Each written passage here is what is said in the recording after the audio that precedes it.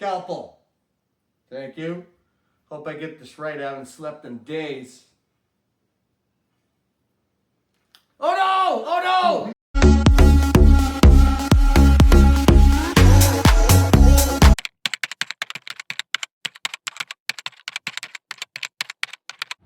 I heard you can throw the football really well, Commish.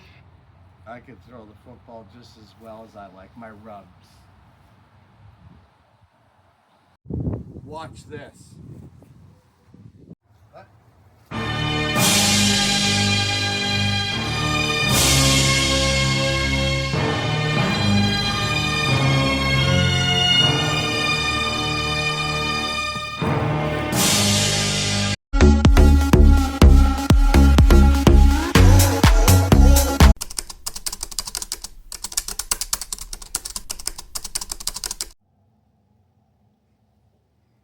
Objection, Your Honor. He's badgering the witness. Sustained. All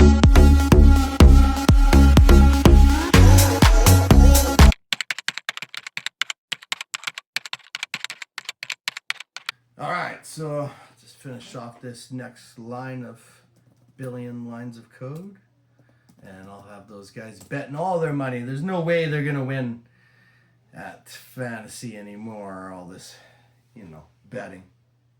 Anyways, I'm gonna call my bro. I gotta see what's happening.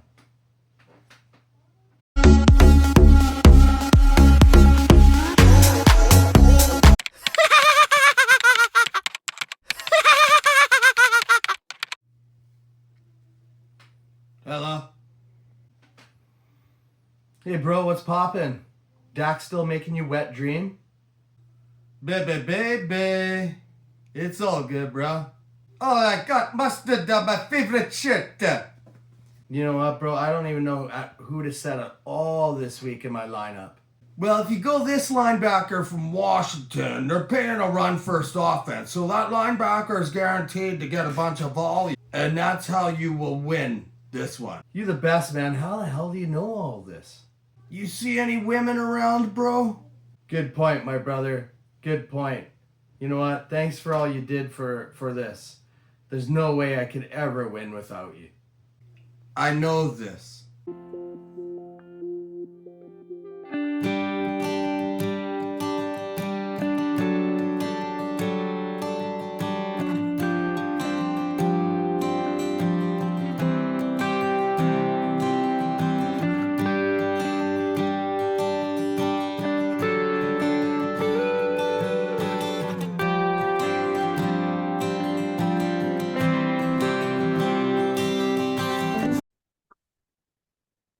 Hey everyone, guess who's back? It's Commish, back here with our first draft preview here for 2025 LOC rendition, and we got a guy that was in Tier 2 for a number of years, and just want to say welcome back, Stuart. Very happy to have you back in this league. I appreciate you joining the tiered format, and I hope you stay for a very long time. Obviously, as you saw with your intro video there, this is a grace year for you. So, we'll get into the storylines here in a little bit. But when you're in a grace year, the key is obviously probably to build to next year, but you also have to make sure you survive to next year. So I'm just going to share my screen. We're going to get right into your preview here, Stuart. So just give me a moment here. Get rid of that. Started. So Stuart's joining the Tier 1 here as Sky Blue Army, and we'll just get into the first draft preview of the year. Welcome back, everybody. I hope these previews keep you interested until training camp starts, and then, of course, we'll get right into our draft there, which first year ever, the draft will be a week later due to even including yourself. You were not available. You should be available for the new draft date. And I'm sure you're pleased about that. I have been told that one longtime member now is not going to be available for the draft date, but hopefully she can set her lineup. All right, so looking at your keepers here, so you're deciding to go with the 1 quarterback, 4 wide receiver strategy. which is interesting. So let's start with Kyler Murray. I think this is a guy that underperformed last year, especially when considering he added rookie elite wide receiver Marvin Harrison. I watched a few of their games, to be honest, and it just seemed like Kyler didn't want to throw him the ball when he was open. I don't know if it had to do with the Fanatics scandal or what, but I just thought it was kind of interesting. Some of the games I watched, it definitely looked like Kyler could have threw him the ball. I think Murray is a decent quarterback to have in fantasy because he is somewhat of a dual threat quarterback, so that definitely does help you in terms of trying to garner points every week. Looking at your four wide receiver strategy, so I think the first thing to look at is, do you have any alternate guys you could keep? And I think you do. Javonte Williams, running back Dallas. Hard to say if he's going to be a feature back or not, but that could add to the running room for you, the running back room. You also have Dalton Kincaid, tight end Buffalo, young guy who obviously could also be another keeper in your roster. And to a lesser extent, Jalen Wright, who I think is still behind a chain in pecking order in Miami, but a guy that could theoretically maybe win the job as time progresses. But are those guys better than the keepers you have? So you got Terry McLaurin, Scary Terry. He's got a bit of a contract issue going on with Washington. Hopefully that gets sorted out for you. I don't see them not signing Scary Terry. They've added Debo to the room. I think Washington is an ascending team. They got a new ownership group, and that's obviously helped them be an ascending team. And lo and behold, here's a new stadium coming. And teams generally seem to do a little bit better as a new stadium is on the table. Jaden Reed, lots of mouths to feed in Green Bay is the issue there.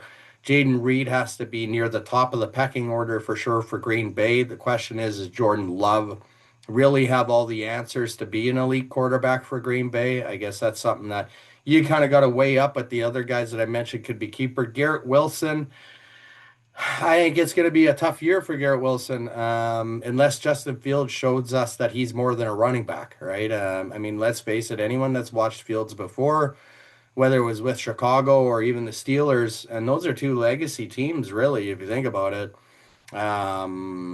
he wasn't a great passer, right? Great for running. I think he had over 1,000 yards rushing one year, which is great for fantasy. But not great for wide receivers catching the ball from him. So Garrett Wilson's going to be one that's going to be interesting to watch. Rashee Rice, so far, a bit of a career criminal. Also, the injury that he suffered, if you look at it last year, it was Mahomes' fault. So one way to look at that is maybe Mahomes is going to light it up with Rice this year because he feels bad. Sure, he does, right? And would Rashee Rice have been the difference in Kansas City winning a Super Bowl? Nobody talked about that, right? Against the Eagles, they didn't have Rashee Rice, their top wide receiver. Nobody was talking about that. And, it's interesting because this guy seems to have some criminal problems, but it's being swept under the rug, which is great for you in fantasy. So, and then, of course, that IDP, you're going Ernest Jones, a guy that joined Seattle as the main, tackling linebacker there. I think that's obviously who you want to have as a keeper, as someone who's going to rack up a fair amount of volume, obviously making tackles. I don't see really anyone else on your IDP list that would be a better keeper. I guess you could consider Quincy Williams as an option. Maybe even to a lesser extent Pete Werner. I think Ernest Jones is the right choice for you, keeper. Looking at your picks now, so we focus on the first 10 rounds, and the good news is the bad news is you inherited a team that didn't have a lot of picks. The good news is you acquired a few picks, I believe, in trading Saquon Barkley. Because of it, you will be picking 8th in the first round, which I think does give you the ability to hopefully stick around. We'll get into, I think the likely first pick will be. You have 2 picks in round 3, no pick in round 9 here, looking at the first 10 rounds. So from my perspective, you got, what is it? Through 4, 6, 8, the standard 10 and 10. And, there's nothing wrong with that, right? Especially since you have 4 and 3. I think it does set the table for you to build a decent roster.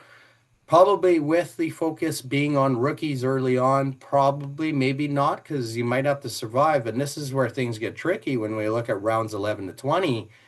You're not in an ideal pick situation here. And this is where these are the rounds where we're either A, racking up our depth on offense, right?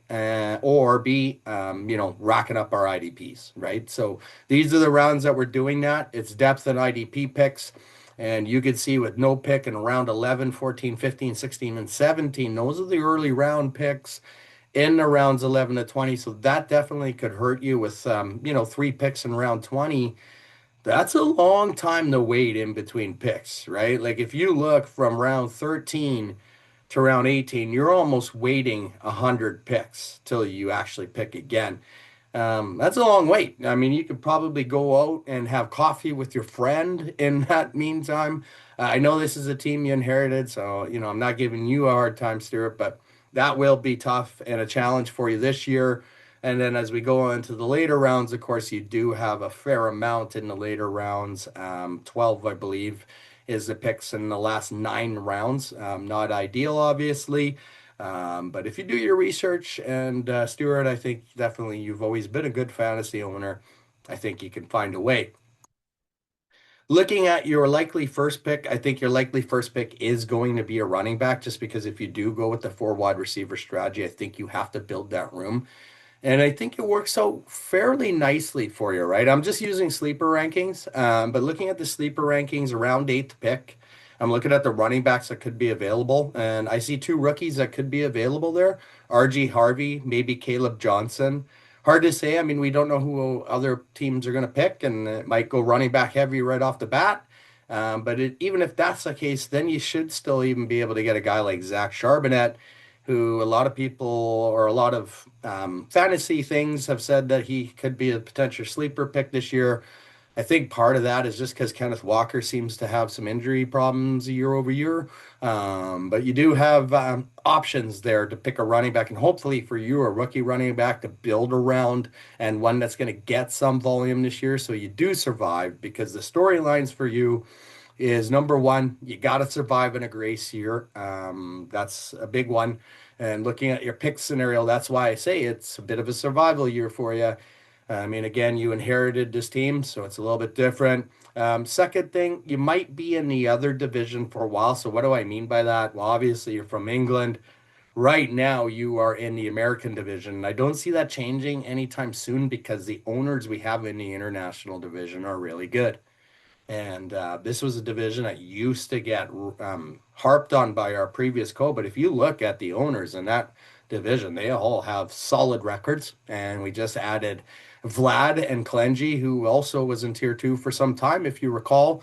And then the third storyline for you, Stuart, it literally is welcome back. I just want to say it's great to have you in the league again, brother. I appreciate you saying that you wanted to be a part of the league and part of this, hopefully, and you enjoy the time and effort put into making this league entertaining for owners like yourself. And, my hope is obviously I just get the longevity of really quality ownership from you. And obviously, you wouldn't have made that leap of faith to jump back in, and obviously looking to build your picks if you weren't in it for the long term. So just want to say, Stuart, you have an excellent year this year. I'm looking forward to seeing what you can do. And good luck this year in that American division. Prove those Americans wrong, and be a trader and win that division. All right, have a good year.